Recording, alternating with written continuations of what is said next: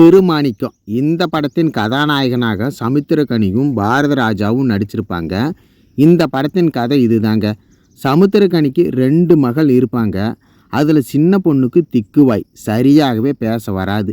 அது மட்டும் இல்லாமல் அவருடைய மனைவியின் தம்பி வெளிநாட்டுக்கு போக அந்த ஊர் எஸ்ஐ கிட்ட 2 லட்சம் பணம் கடன் வாங்கி வட்டி கட்ட முடியாமையும் சமுத்திரக்கனி நடத்தி வரும் லாட்ரி சீட்டு கடையை கடை ஓனர் அந்த இடத்துல பேக்கரி வைக்கிறதால வேறு இடத்துக்கு லாட்ரி கடையை மாற்றுங்கன்னு சொல்லியும் டார்ச்சர் பண்ணுவார். இப்படி தன்னுடைய பொண்ணுக்கு மருத்துவ செலவு, எஸ்ஐ கிட்ட வாங்கிய 2 லட்சம் கடன், லாட்ரி கடையை மாற்ற சொல்லி டார்ச்சர், இப்படி சமுத்திரக்கனி குடும்பம் கஷ்டப்பட்டுக்கிட்டு இருக்கும். இந்த நிலையில் சமுத்திரக்கனி மனைவி தன்னுடைய தங்கத்தாலியை விற்று வேறு கடையை பாருங்க, அப்போ தான் இப்போ இருக்கிற பிரச்சனையை தீர்க்க முடியும், இல்லைன்னா கஷ்டப்பட்டு வாழ முடியாத சூழ்நிலைக்கு போயிடும்னு சொல்ல, அப்போ அந்த லாட்ரி கடைக்கு லாட்ரி ஏஜென்ட்டு ஃபோன் பண்ணுவார். சமுத்திரக்கனிக்கிட்ட உங்கள் கடை லாட்ரிக்கு 1.5 கோடி ரூபாய் பரிசு விழுந்துருச்சுன்னு சொல்ல, அந்த லாட்ரியை சமுத்திரக்கனி குடும்பத்தை விட பெரிய வயசானவரான பாரதி ராஜா குடும்பம் ரொம்ப வறுமையில் இருக்கும். அந்த பெரியவரான பாரதி ராஜா ஒரு நாள் தன் மகள் வாளாய் வெட்டியாக வீட்டில் இருக்கிறத நினச்சி கஷ்டப்பட்டுக்கிட்டு இருப்பார். அப்போ அவர்கிட்ட சில பேர் சொல்லுவாங்க, ஓணம் பண்டிகைக்கு ஒருத்தர் லாட்ரி டிக்கெட்டு வாங்க 1.5 கோடி பரிசு விழுந்துருச்சு, அதுபோல் நம்மளும் வாங்கினா அதில் பரிசு விழுந்துச்சுன்னா நம்ம குடும்ப கஷ்டமெல்லாம் தீருமல்லவான்னு பேசிகிட்டு இருப்பாங்க. அடுத்த நாள் பாரதி ராஜா டவுனுக்கு போய் சமுத்திரக்கனி லாட்ரி கடையில் தன்னுடைய கஷ்டத்தை எல்லாம் சொல்லி ஓணம் பண்டிகைக்கு விற்பனையாக இருக்கிற லாட்ரி எதுன்னு கேட்டு அந்த லாட்ரியை வாங்கிடுவார். லாட்ரி டிக்கெட்டுக்கு பணம் கொடுக்க பணம் எடுக்கும்போது தன்னுடைய பணப்பை எங்கேயோ கீழே விழ சமுத்திரக்கனிக்கிட்ட, ஐயா என்னுடைய பணத்தை தொலைச்சிட்டேன், அதனால் எனக்கு இந்த லாட்ரி வேண்டாம்னு சொல்ல, யார் கஷ்டப்பட்டாலும் தேடி தேடி உதவி பண்ணுற சமுத்திரக்கனி, ஐயா பெரியவரே இந்த லாட்ரி டிக்கெட்டு நான் வச்சுருக்கேன், நாளைக்கு நீங்கள் வந்து பணத்தை கொடுத்துட்டு வாங்கிக்கன்னு சொல்லிடுவார். அந்த பெரியவரான பாரதி ராஜாவும் டிக்கெட்டு வாங்காமல் போயிடுவார். அடுத்த நாள் அந்த பெரியவர் வாங்கிய லாட்ரி டிக்கெட்டுக்கு தான் 1.5 கோடி ரூபாய் பரிசு விழுந்திருக்கும். ஆனால் அந்த பெரியவரான பாரதி ராஜா அந்த லாட்ரி டிக்கெட்டுக்கு பணம் கொடுக்க வந்திருக்க மாட்டார். ஆனாலும் சமுத்திரக்கனி 1.5 கோடி ரூபாய் பரிசு விழுந்த லாட்ரி டிக்கெட்டு அந்த பெரியவருக்கு தான் சொந்தம்னு அவர்கிட்ட கொடுக்க கிளம்பிடுவார். ஆனால் சமுத்திரக்கனிக்கு அந்த பெரியவரோட அட்ரஸ் தெரியாது.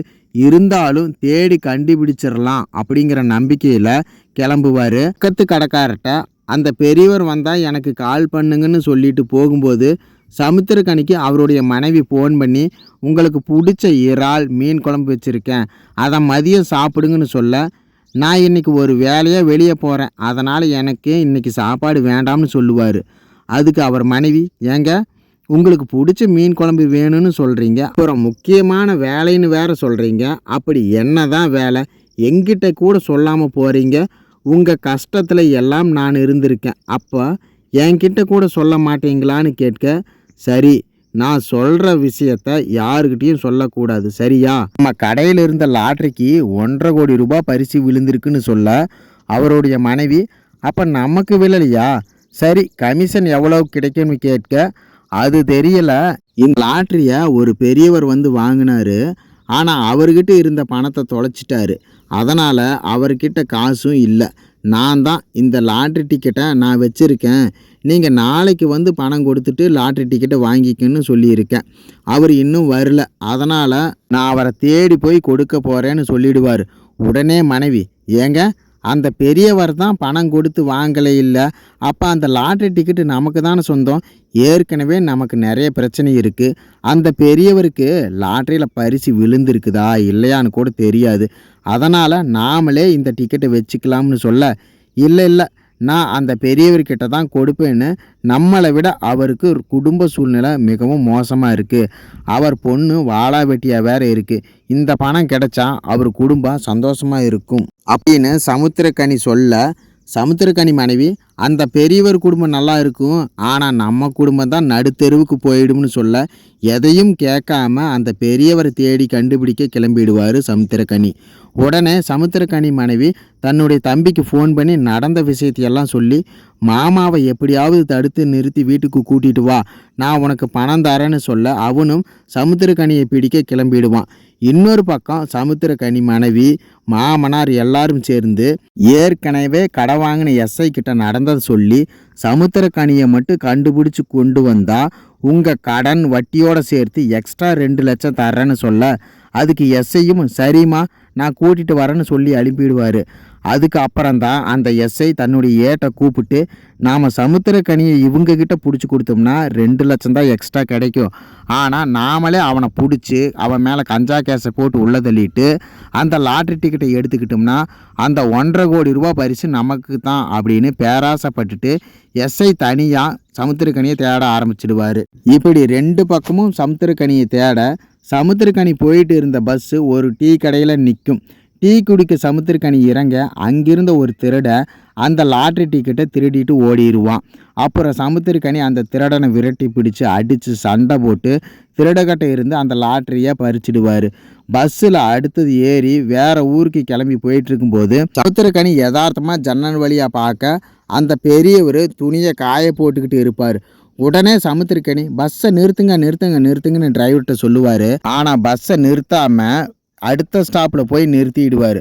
உடனே கடை வேணால் பஸ்ஸை விட்டு இறங்கி அந்த 1.5 கோடி ரூபாய் பரிசு விழுந்த லாட்ரி டிக்கெட்டை எடுத்துக்கிட்டு அந்த பெரியவரை நோக்கி ஓடும்போது சமுத்திரக்கனியை ஏற்கனவே தேடிட்டு இருந்தாங்க இல்லையா 2 போலீஸு, அவங்க சமுத்திரக்கனியை அரெஸ்ட் பண்ணிடுவாங்க.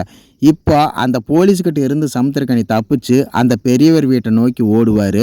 அந்த 1.5 கோடி ரூபாய் பரிசு விழுந்த லாட்ரி டிக்கெட்டை அந்த பெரியவர்கிட்ட, ஐயா நீங்கள் வாங்கின லாட்ரி டிக்கெட்டுக்கு 1.5 கோடி ரூபாய் பரிசு விழுந்திருக்குது, இனிமேல் நீங்கள் கஷ்டப்பட தேவையில்லை, உங்கள் மகளை அவங்க மாமியார் வீட்டுக்கு அனுப்பிடலான்னு சொல்லுவார். அந்த பெரியவர், ஐயா நான் தான் அந்த லாட்ரி டிக்கெட்டுக்கு பணமே தரலையே, அது உங்களுக்கு தான் சொந்தம், நீங்களே வச்சுக்கோங்கன்னு சொல்ல சமுத்திரக்கனி அதை வாங்க மறுத்துடுவார். ஐயா இந்த லாட்ரியை நீங்கள் வாங்கினது, அது உங்களுக்கு தான் சொந்தம்னு சொல்லி அந்த பெரியவர்கிட்ட சமுத்திரக்கனி கொடுப்பாரு. அந்த ஊர் இளைஞர்கள் இங்கே நடந்ததை வீடியோவாக எடுத்து ஃபேஸ்புக்கு யூடியூப்னு போட்டுருவாங்க. அந்த வீடியோ வைரல் ஆயிரும். அதை கேரளா முதல்வரும் பார்த்துருவார். சமுத்திரக்கனியின் நேர்மையை பாராட்டி கேரள முதல்வர் சமுத்திரக்கனி மனைவிக்கு அரசு வேலையும் குழந்தைக்கு மருத்துவ செலவும் இலவசமாகவும் குடியிருக்க வீடும் கொடுத்து பாராட்டுவாங்க. அந்த பெரியவர் முதல்வர் துணையோடு அந்த கிராமத்துக்கு இலவசமாக அந்த 1.5 கோடி ரூபாய் பரிசு விழுந்த லாட்ரி டிக்கெட் பணத்தை வச்சு இலவசமாக மருத்துவமனையும் கட்டி கொடுப்பார். இதிலிருந்து எந்த சூழ்நிலையிலையும் எப்பேற்பட்ட கஷ்டத்துலேயும் நாம் அடுத்தவருக்கு நேர்மையாகவும் உண்மையாகவும் உதவி பண்ணினா நம்முடைய கஷ்டத்தை இன்னொருத்தர் பார்த்துக்குவாங்க அப்படிங்கிறதா இந்த படத்தோட கதை. சமுத்திரக்கனியை தேடி பிடிக்க போகிற போலீஸும் அவருடைய மச்சானும் வரும் காட்சி நமக்கு பரபரப்பை ஏற்படுத்தும். நன்றி.